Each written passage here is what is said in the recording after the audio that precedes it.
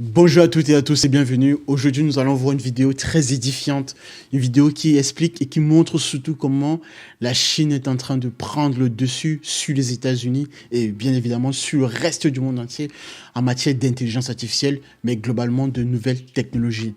Cette vidéo va vous permettre de mieux comprendre surtout à quel point l'IA est en train d'avancer à grande vitesse V, mais les nouvelles technologies, bien évidemment, de manière plus large, mais surtout également de comprendre aussi les enjeux derrière qui se cachent et de comment vous pourrez, par exemple, créer un business grâce, aujourd'hui, par exemple, avec l'intelligence artificielle et comment exécuter ce besoin de manière rapide. Avant de continuer, pour celles et ceux qui me découvrent sur cette chaîne, sur cette vidéo, je m'appelle Gabriel, je suis expert ingénieur en intelligence artificielle et aujourd'hui, je vais pouvoir vous montrer surtout ce qui n'est pas dit, entre guillemets. C'est surtout ça qui m'intéresse, au-delà du documentaire que je vais vous projeter et sur lequel je vais vous donner mes quelques réflexions, bien évidemment. Abonnez-vous et likez et partagez, c'est très intéressant et ça me permettra aussi, bien sûr, de bien référencer la chaîne et notamment cette vidéo en question. Donc avant de continuer, mettez un pouce et partagez et on va commencer tout de suite pour comprendre ensemble ce qui se trame au niveau des nouvelles technologies et comment cela pourra vous être très utile dans votre quotidien pour vous et pour votre travail. Donc c'est parti.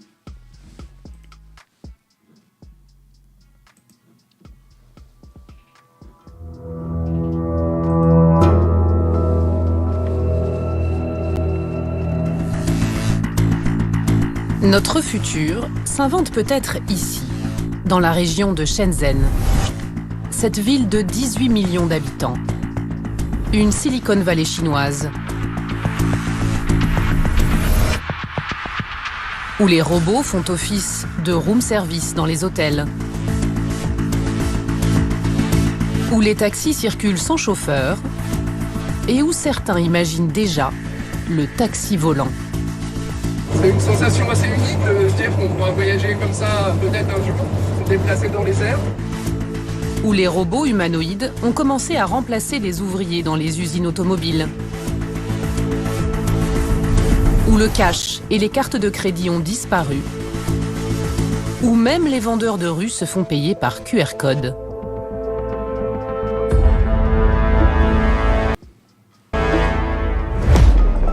Alors, déjà, première chose ici qu'on peut remarquer, c'est que on voit bien que même en termes de use case, en termes de présentation, des cas d'usage, de la manière dont la technologie est en train de se déployer en Chine, c'est quelque chose que l'on ne retrouve pas dans le reste du monde entier. Le seul endroit, c'est peut-être aux États-Unis, à la Silicon Valley, bien évidemment, mais d'autres cas d'usage qui sont cités là, même à la Silicon Valley, ça reste à voir.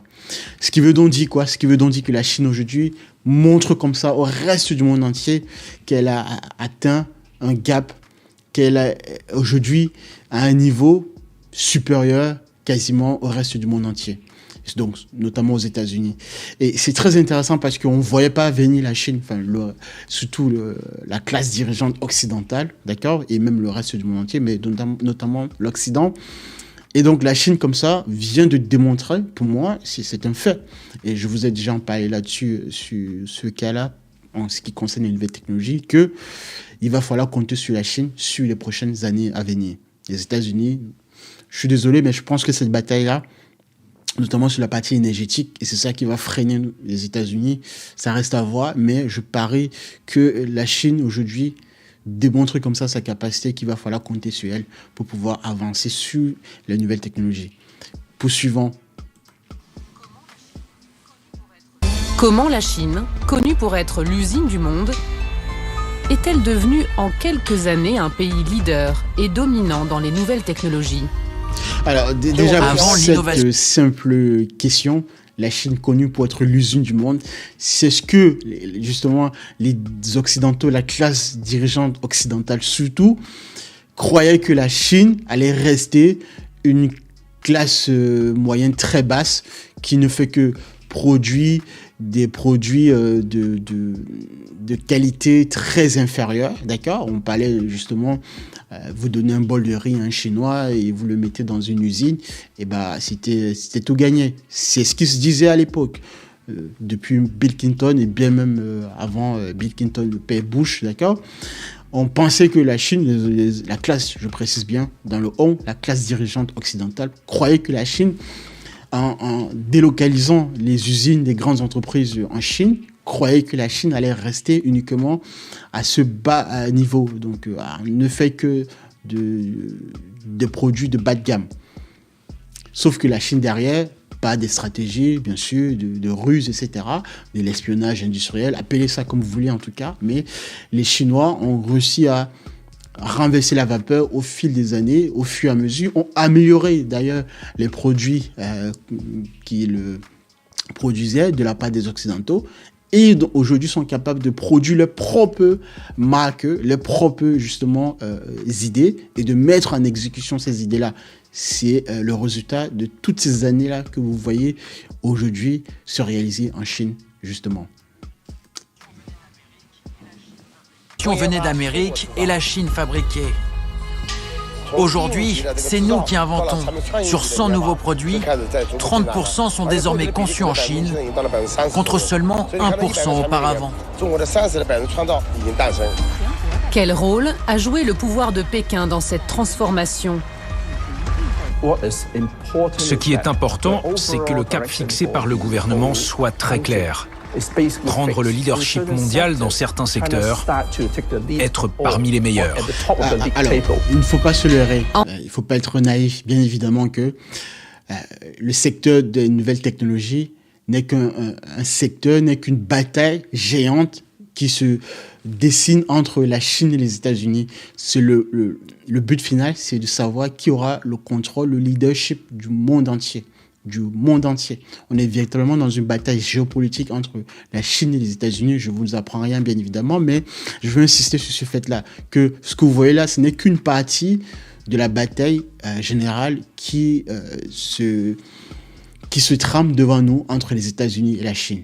Et derrière ce secteur-là, donc des nouvelles technologies, on voit comme ça que le pouvoir chinois, que l'on soit d'accord ou pas avec son style communiste, etc., ou mélangé un peu avec du capitalisme, d'accord?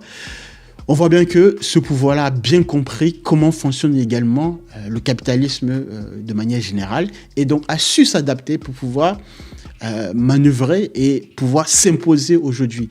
Et c'est comme ça, c'est grâce à ces politiques que le pouvoir communiste chinois a réussi à mettre sur pied un écosystème à Shenzhen, une capitale comme une province comme Shenzhen, capable de rivaliser avec la Silicon Valley et donc de proposer des nouvelles tech, de nouveaux produits aussi innovants. C'est ce qui se dessine là. Tout ce que vous voyez là derrière, c'est ce qui n'est pas dit, mais c'est une bataille féroce, réelle, qui se joue entre les États-Unis et la Chine sur le terrain, ici précisément, des nouvelles technologies. Enquête sur notre monde de demain.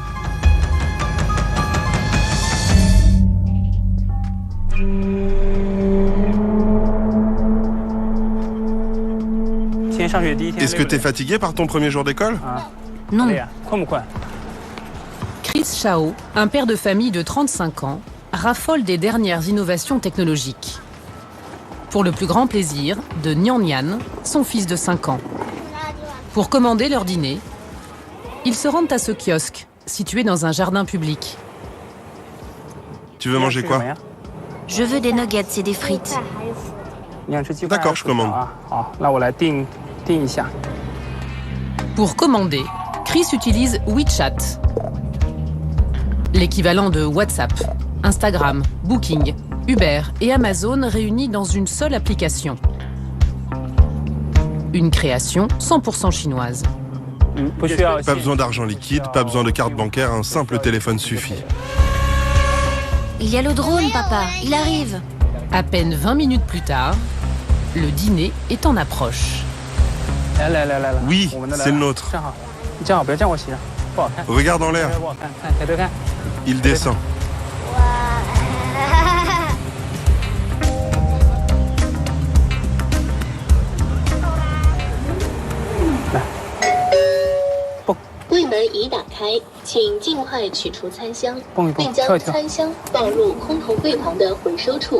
C'est moi qui le fais.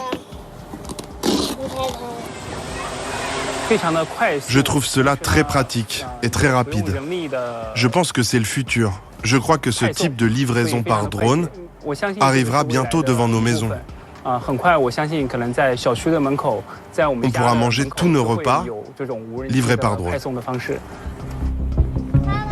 Pour l'instant, il n'existe à Shenzhen qu'une vingtaine de points de livraison par drone.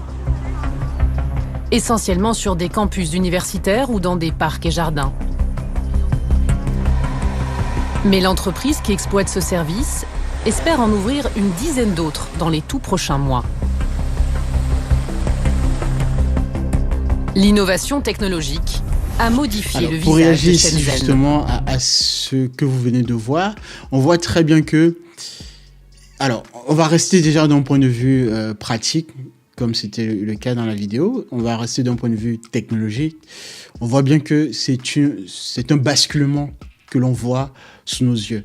Le fait de pouvoir commander sur un point de vente avec un téléphone et de recevoir à peu près à moins de 20 minutes sa commande en question, ça change la donne complètement.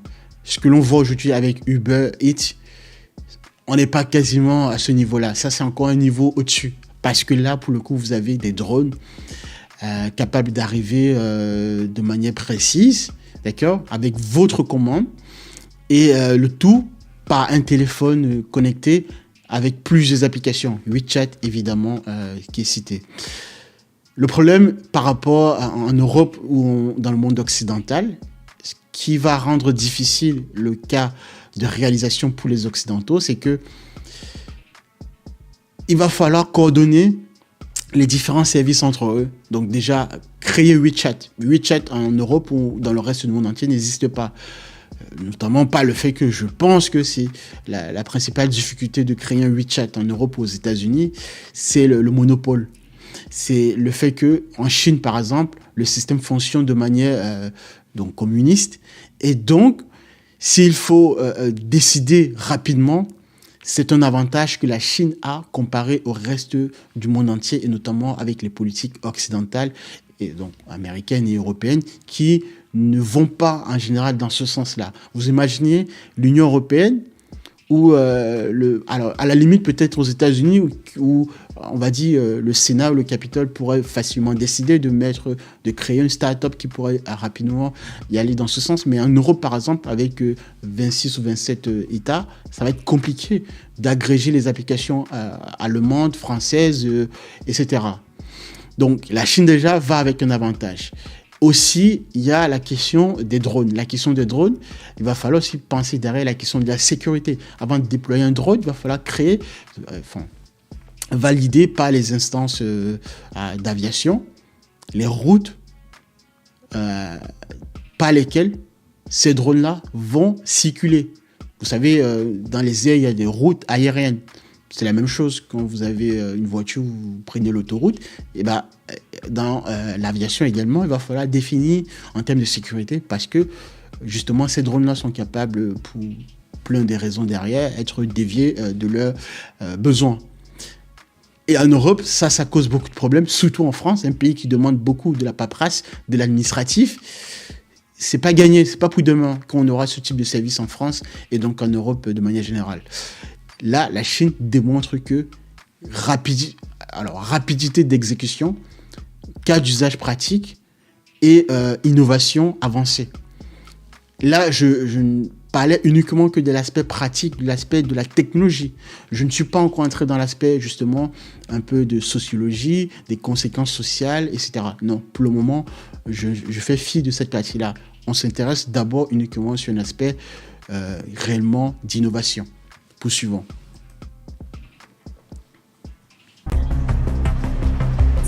Chris, l'ingénieur dans la tech, fait partie de ces millions de citoyens qui aujourd'hui plébiscitent la voiture électrique. Il s'est offert cette berline de marque chinoise à 42 000 €, bardée de fonctionnalités high-tech. Il suffit de tirer 2 fois sur le levier de vitesse pour passer en conduite autonome. Toutes les informations s'affichent sur l'écran central. La conduite autonome offre des fonctions comme l'évitement automatique ou le freinage d'urgence. Cela améliore vraiment la sécurité en ville. Il y a encore 5 ans, on ne voyait quasiment pas de véhicules électriques en ville. Même si la Chine reste le plus gros pollueur mondial, avec près de 30% des émissions de dioxyde de carbone, le pays a amorcé sa transition énergétique.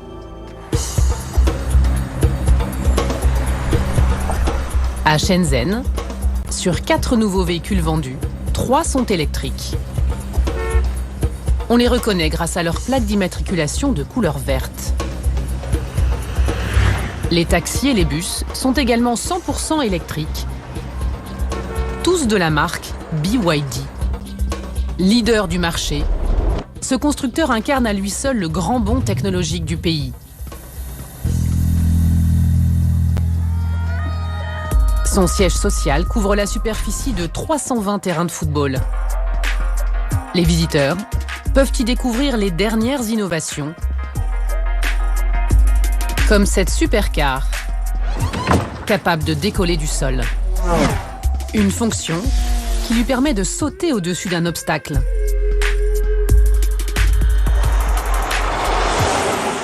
Ce modèle est aussi la voiture la plus rapide au monde, avec un record de 496 km/h. La marque propose aussi ce véhicule avec drone intégré dans le toit. Un gadget qui permet de filmer sa voiture tout en roulant. Faire la course technologique en tête est la principale préoccupation de Stella Li, la vice-présidente du groupe. Bon, avant de continuer, vous voyez bien que, comme je le disais en introduction, la Chine est vraiment dans le futur.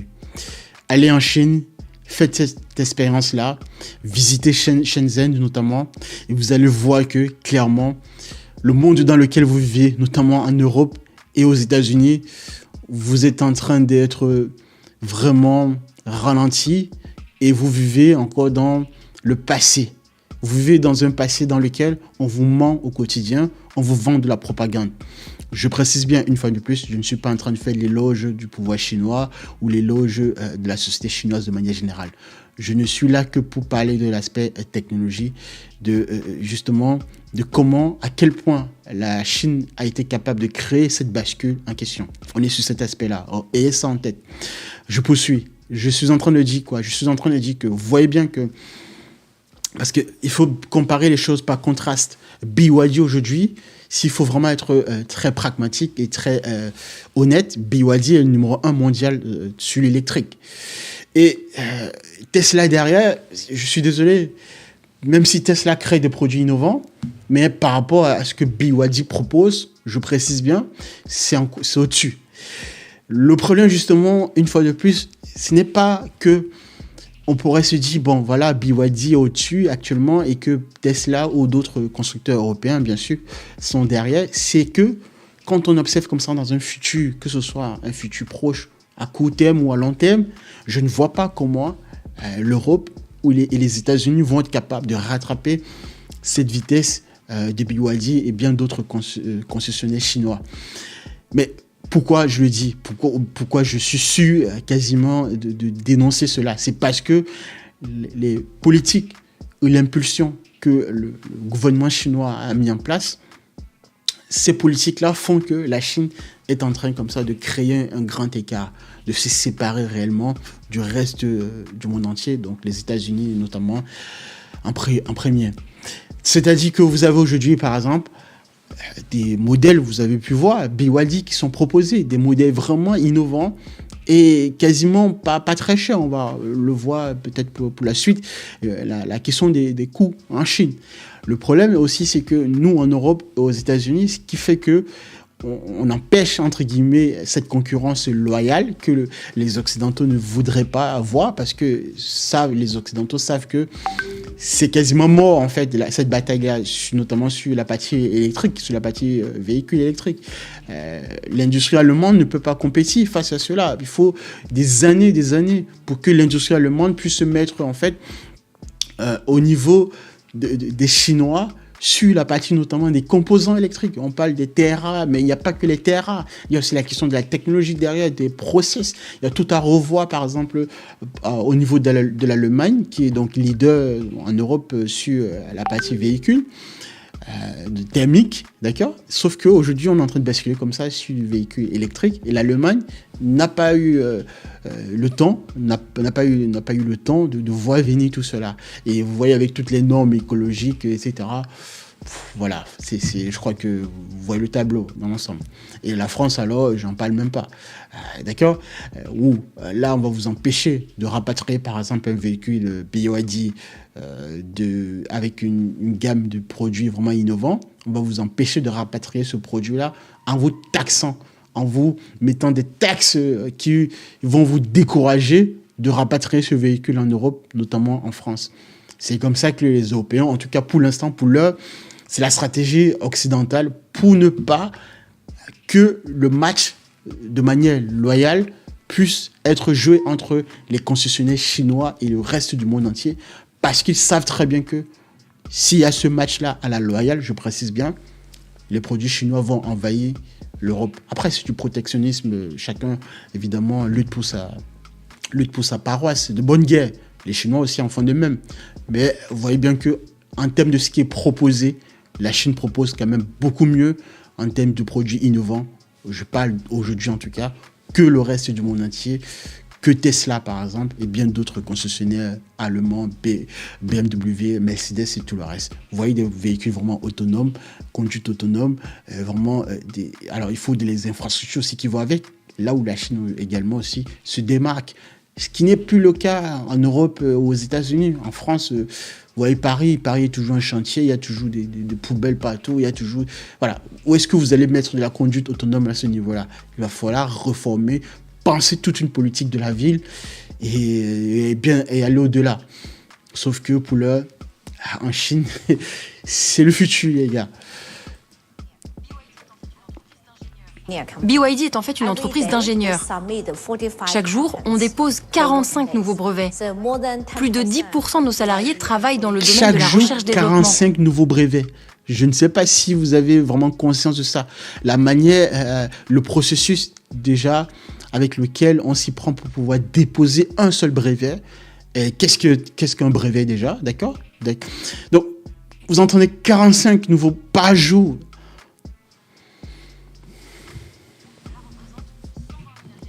Cela représente 120 000 ingénieurs. C'est 6 fois plus que chez leur concurrent américain Tesla. Parmi leurs dernières inventions, ce superchargeur. En 5 minutes, vous obtenez 400 km d'autonomie. C'est énorme. Aucun concurrent ne propose la même chose. Cela veut dire que recharger votre véhicule est aussi rapide que de faire le plein d'essence. BYD produit aujourd'hui 1 million de véhicules par trimestre. Pourtant, il y a 22 ans, quand il crée son entreprise, son PDG, Wang Chuangfu, n'y connaissait rien à l'automobile. Son domaine, c'était les batteries de téléphones portables. Il fournit alors les géants comme Motorola ou Nokia. C'est ce dont je vous parlais en introduction, le fait que, au tout début, lorsqu'il y a eu la délocalisation des industries américaines, européennes en Chine, on a cru que la Chine allait rester au niveau du stade de la production. Donc, au niveau comme ça de produits, des batteries, des téléphones portables, Nokia, Motorola, etc. Des mini-composants, des composants uniquement pour fournir le produit final dans sa gamme. Sauf que, on voit bien que le PDG ou le créateur de BYD, il a commencé comme ça. Et ils ont amélioré, étant des ingénieurs, et bien sûr, un peu d'espionnage industriel. De toute façon, c'est de bonne guerre. Tout le monde copie, d'accord, quand c'est possible. La notion de brevet également, qui était une notion que les Européens, les Occidentaux ont toujours mis en avant. Sauf qu'aujourd'hui, la Chine a récupéré ça à son avantage. Donc, la Chine a commencé, ou les créateurs, les PDG des industries chinoises ont commencé par de la main-d'œuvre bas de gamme, en fait. Par le début, en fait, dans la chaîne de production. Et aujourd'hui, sont leaders dans l'industrie. avant de flairer le bon filon. En 2003, le marché automobile chinois a connu un véritable boom, avec une croissance de plus de 60%. Ce secteur représentait l'avenir.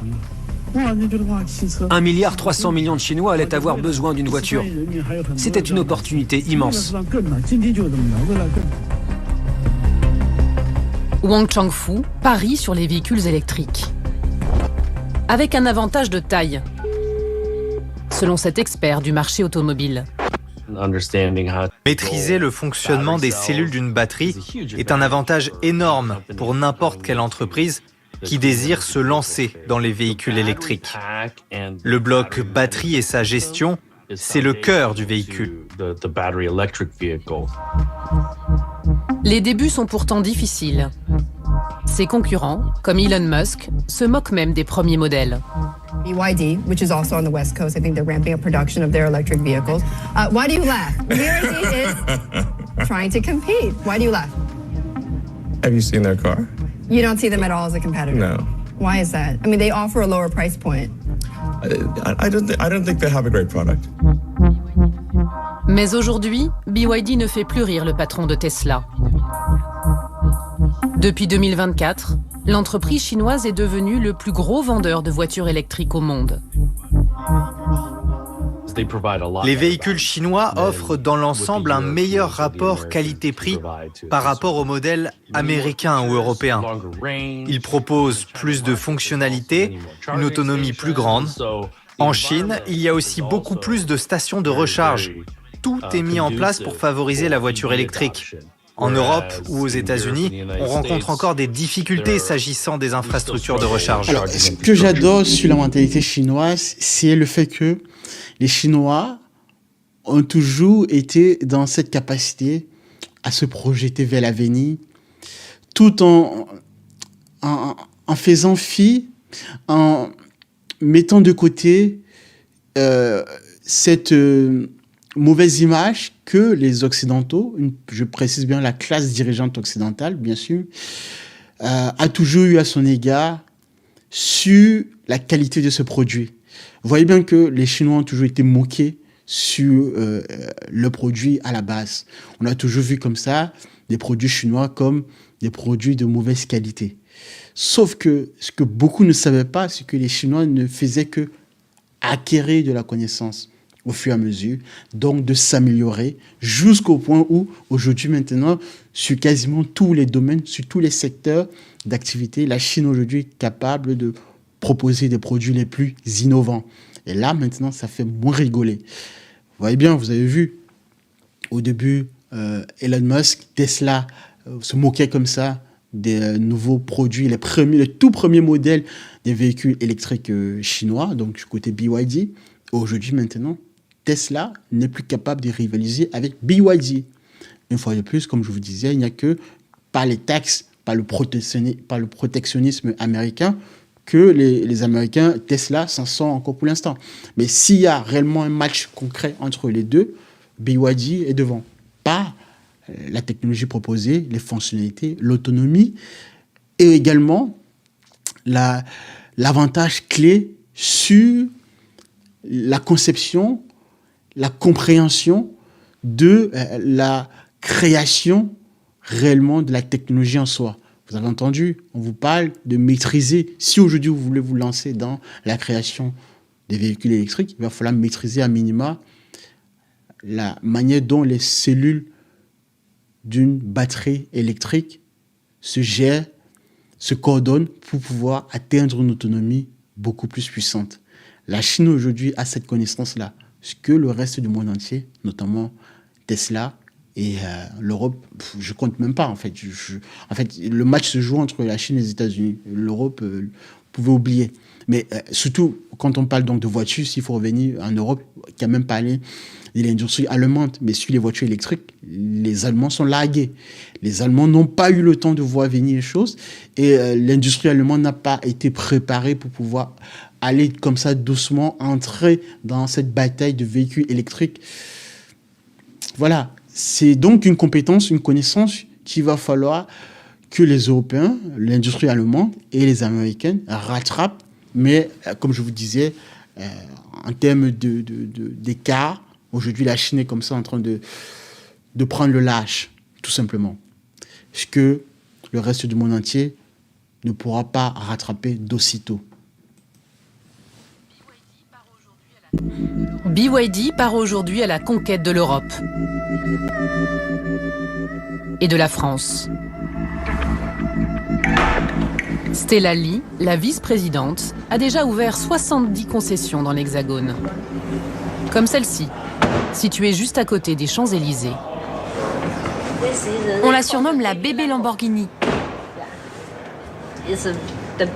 C'est un modèle parfait pour Paris. Pourquoi ? Elle est petite, électrique et le design est vraiment tendance. Stella Li souhaite ouvrir 180 nouvelles concessions d'ici la fin de l'année 2026. Une offensive qui inquiète. Les marques électriques chinoises sont régulièrement accusées de concurrence déloyale en raison des aides reçues du gouvernement de Pékin. Près de 230 milliards de dollars entre 2009 et 2023. Réponse cinglante de la numéro 2 de BYD. Dire cela, c'est juste une bonne excuse pour qu'ils puissent se plaindre d'avoir perdu le match. Comme je le disais, c'est de bonne guerre. Chacun subventionne son industrie. Les Chinois le font, les Américains le font, et je ne vois pas pourquoi les Européens ne le feraient pas. Et c'est le cas. L'industrie française également est subventionnée. Renault, Peugeot, enfin bref. Donc c'est de bonne guerre. Maintenant, que l'on laisse les consommateurs décider. Et je pense que d'un point de vue des consommateurs, des utilisateurs, même européens et occidentaux, beaucoup choisiraient les modèles BYD comparé aux autres modèles de véhicules électriques Tesla et tout le reste, notamment pour rapport qualité-prix et fonctionnalité, et tout à fait. Il n'y a pas match à ce niveau-là. Mais bon, sauf que derrière, il y a quand même un marché qui est régulé, qui est présenté sur des bases de subventions et de lois et de politiques. C'est justement tout cet enjeu-là qui est en considération dans cette bataille entre la Chine et les États-Unis, et particulièrement le monde occidental.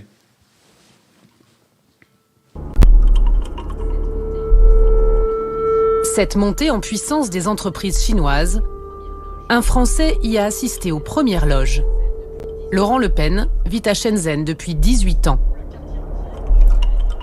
Le quartier entier, quand je suis arrivé, il venait juste de se créer. Il y a même des grues donc entre les gratte-ciel là qui sont donc ça c'est encore en construction, mais tout au fond c'est la tour Ping'an, c'est la plus grande tour de Shenzhen, je crois que c'est plus de 500 mètres de haut. Envoyé en Chine par son entreprise de téléphonie mobile, cet ingénieur, qui pensait y rester 1 an, décide finalement de s'y installer. Je vais m'arrêter là. Pour la suite, je pense que vous voyez déjà à quel point la lancée va se poursuivre. Comme je le disais, je n'étais que là pour interpréter ou vous donner ma réflexion d'un point de vue pratique, d'un point de vue nouvelle technologie. Il y en a encore d'autres use cases, d'autres cas dans la suite du documentaire que je n'ai pas eu le temps de voir. Si vous souhaitez que je puisse poursuivre justement le documentaire, vous mettez en commentaire voilà la raison, et effectivement, si cela vous intéresse. Et moi, je vous dis à la prochaine, et merci de m'avoir suivi. Abonnez-vous et likez, c'est très important pour le référencement de la chaîne, et notamment pour cette vidéo. Pour faire une petite conclusion, je ne suis resté qu'ici sur l'aspect match loyal, pratique des nouvelles technologies, ce que la Chine propose et comment le nouveau monde est en train de se dessiner entre cette bataille géante que l'on voit sous nos yeux entre la Chine et les États-Unis et le monde occidental de manière générale. L'intelligence artificielle et d'autres technologies couplées à l'IA sont en train d'avancer à grande vitesse V, et la Chine, comme ça, démontre sa capacité à pouvoir proposer un nouveau modèle, à pouvoir proposer aussi rapidement quelque chose de plus innovant, de plus rapide et de plus puissant comparé à ce qui se faisait en général dans le passé, où on attendait tout des États-Unis, même si là, pour l'heure, sur l'IA par exemple, les États-Unis, grâce à OpenAI et d'autres entreprises américaines, restent encore pour l'heure avec une petite avance. Toujours est-il que la Chine montre sa capacité à pouvoir répliquer, à pouvoir proposer. Donc d'ici quelques années, On verra de quel côté, justement, la bascule va vraiment être définitivement se situer. Sur l'IA, précisément, on le voit bien, hein, mais c'est un match vraiment très, très difficile. Et la Chine est aujourd'hui en capacité de démontrer sa puissance de feu, sa puissance de frappe sur les nouvelles technologies et sa domination potentielle sur le reste du monde entier, sur quasiment tous les terrains, militaires, géopolitiques et influence géopolitique de manière générale et diplomatique. Merci de m'avoir suivi et restez concentrés. Je vous dis à la prochaine. Au revoir.